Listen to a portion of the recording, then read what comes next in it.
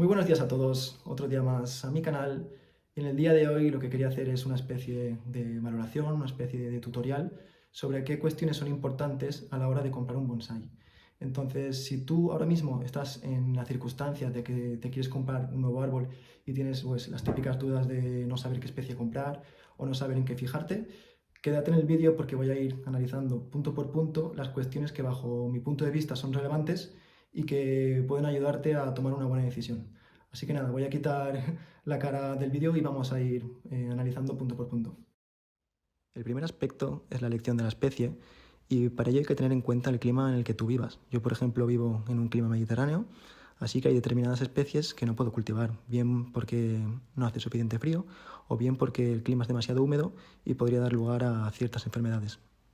Así que voy a enseñaros algunos ejemplos o algunas especies que yo estoy cultivando en el clima mediterráneo y que me funcionan bien. El primero sería la Portulaca cariafra, que evidentemente es una suculenta que se da muy bien en el clima mediterráneo porque tenemos el calor o tenemos las horas de sol suficientes para que se vaya desarrollando.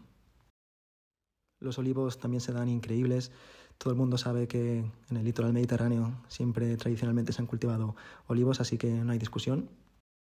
La callicarpa japónica es una planta bastante rara porque produce así frutitos morados, es una marcianada, en fin, es una planta bastante peculiar y puede parecer muy complicada, pero sinceramente se da muy bien en el clima mediterráneo. Incluso alguna vez se me ha pasado el riego y aguantan todo, son muy duras. Los pinos negros, ojo, solo pinos negros, ¿vale? El Pinus turmeric se da increíblemente bien. Diría que es de las mejores especies para cultivar en nuestro clima. Los olmos chinos, y aquí me estoy refiriendo también, aparte del Ulmus parvifolia normal, también el olmo nire, se dan bastante bien. Es cierto que el olmo nire es un poquito más sensible, pero sin problema. Los ficus en general se dan muy bien. El microcarpa, también el nerifolia, benjamina, en fin, casi todos los ficus se dan bien en el clima mediterráneo. Al final es la especie tropical por antonomasia y salvo que baje de 0 grados en tu localidad, en tu ciudad, etcétera, no vas a tener problema. Los granados es otra de esas especies que tradicionalmente se ha cultivado en el Mediterráneo, así que indudablemente van a funcionar bien. Las piracantas son arbustos todoterreno que se adaptan a todo tipo de clima, así que se puede cultivar sin problema tanto la especie coccinea como la angustifolia. Las chifleras son árboles que crecen en climas tropicales. En el caso del Mediterráneo es un clima subtropical, pero aún así se adaptan perfectamente y salvo que baje de 0 grados no hay que preocuparse de nada. El Elaeagnus también es una especie bastante agradecida. Es muy rústica y, bueno, como es tan fuerte, la verdad que se adapta a gran variedad de tipos de climas y el Mediterráneo es uno de ellos. Los Juniperus chinensis, la verdad que van muy bien. Parece la típica japonesada que no se puede cultivar en sitios más allá de climas continentales, pero lo cierto es que en el clima mediterráneo van increíblemente bien. De hecho, bueno, podemos encontrar Juniperus en estado salvaje en Baleares, ¿vale? La típica sabina. Y es un árbol que necesita mucho sol, necesita calor y si tiene esto, crece muy bien. Las lagerstroemia se adaptan a muchos tipos de clima y en el caso del Mediterráneo van perfecto. De hecho, solamente florecen en climas que son suficientemente cálidos. Si probamos a cultivar una lagerstroemia en un clima más frío, tipo Polonia, por decir algo bastante frío, no florecerían. Podrían desarrollarse sin ningún problema, pero a la hora de sacar la flor tendrían problemas. El siguiente aspecto que hay que valorar a la hora de comprar un árbol es su conicidad. ¿Vale? Por conicidad entendemos el diámetro que tiene el tronco con respecto a su longitud. Por ejemplo, un árbol muy cónico sería aquel en el que la base es muy gruesa y la parte más alta del árbol es muy fina. Entonces, cuando esto ocurre, es un buen árbol y cuando el árbol no tiene esta característica, es decir, que es igual de grueso en cualquier parte del tronco, se considera que tiene mala conicidad y no sería positivo. En el caso del Elaeagnus que os estoy mostrando ahora, tiene una buena conicidad.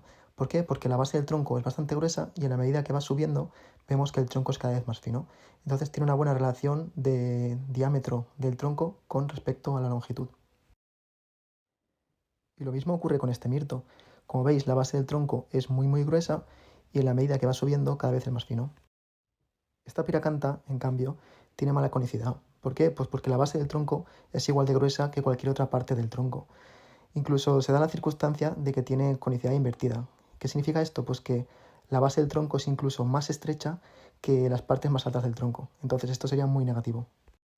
El siguiente punto a tener en cuenta es el nebari. Y el nebari básicamente es la base del tronco del bonsai. Un nevari correcto sería como el que vemos en la foto, en el que todas las raíces salen de forma radial y homogénea en toda la base del tronco. Es un tema que a veces se puede modificar, por ejemplo, si hacemos un acodo aéreo en la base del tronco, pero hay veces que, por ejemplo, el árbol no tolera un acodo aéreo, o hay veces en el que no podemos hacer un acodo aéreo porque destrozaríamos el diseño. Así que yo creo que es importante partir de una buena base y así no tener que ir modificando. Aquí os estoy mostrando el nevari de mi granado, que sin ser un nevari perfecto, porque las raíces no salen perfectamente radiales, yo sí que lo considero correcto por la especie que se trata, ya que los granados Negican tienen la tendencia de formar las raíces de tal forma que se van enroscando. El nevari de este carpe es bastante regulero, porque en vez de salir raíces de forma homogénea por toda la base del tronco, salen solamente 3 patitas que afean bastante el nevari. No siempre hay que formar un nevari radial, porque hay algunos tipos de estilo en el que, por diseño, básicamente no podemos formar así las raíces. Por ejemplo, este ficus sobre roca sería imposible que todas las raíces serían radiales porque de alguna forma tiene que abrazar la roca.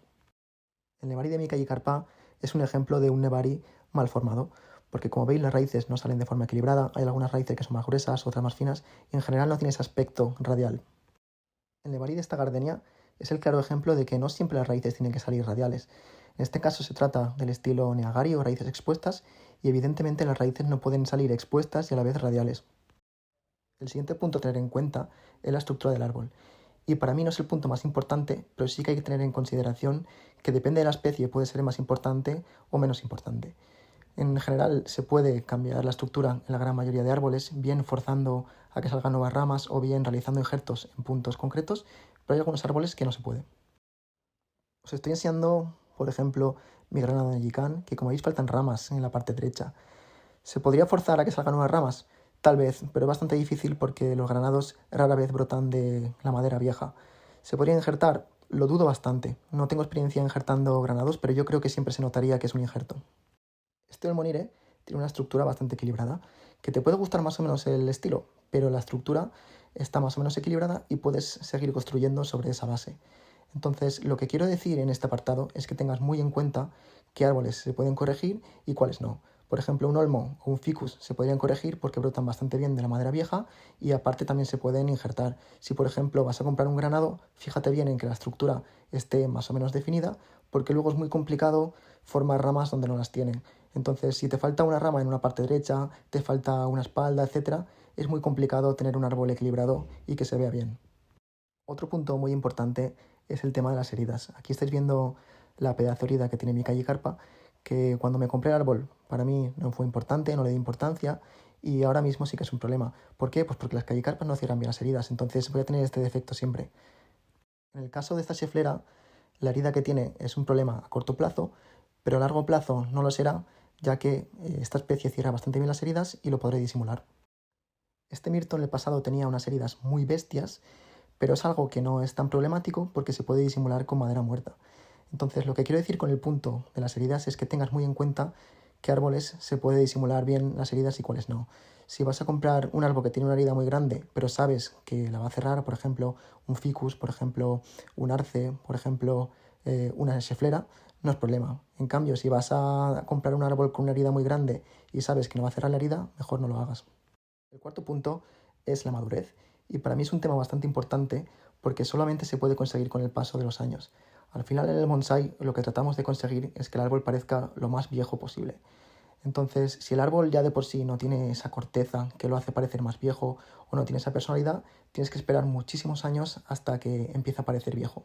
Estoy mostrando mi ficus sobre roca, que como veis parece bastante jovencito, pero no es un tema tan importante porque los ficus en general no tienden a formar una corteza tan abotonada o tan vieja.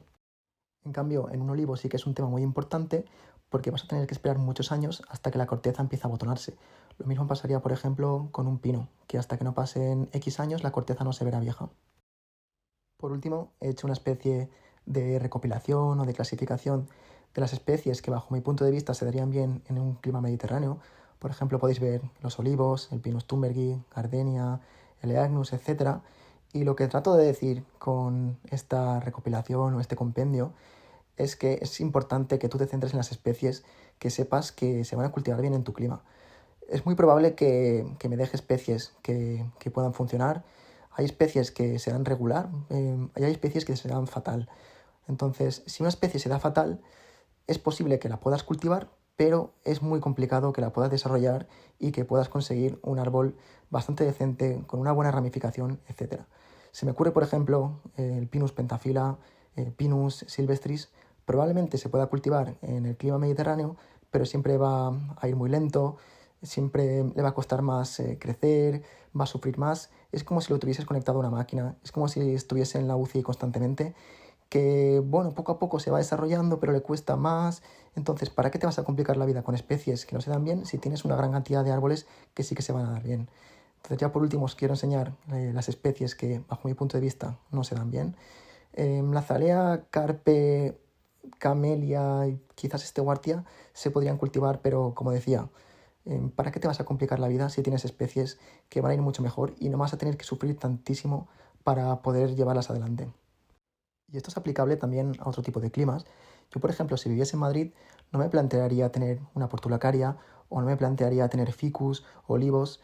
¿Por qué? Pues probablemente se puedan cultivar, pero van a ir muy lentos. Entonces yo prefiero centrarme en una especie que se pueda desarrollar mucho más rápido, que pueda evolucionar mucho más rápido y que no tenga que estar sufriendo siempre por su cultivo, que si el vigor no es bueno, que sea muy lento y así hacer el bonsái mucho más fácil.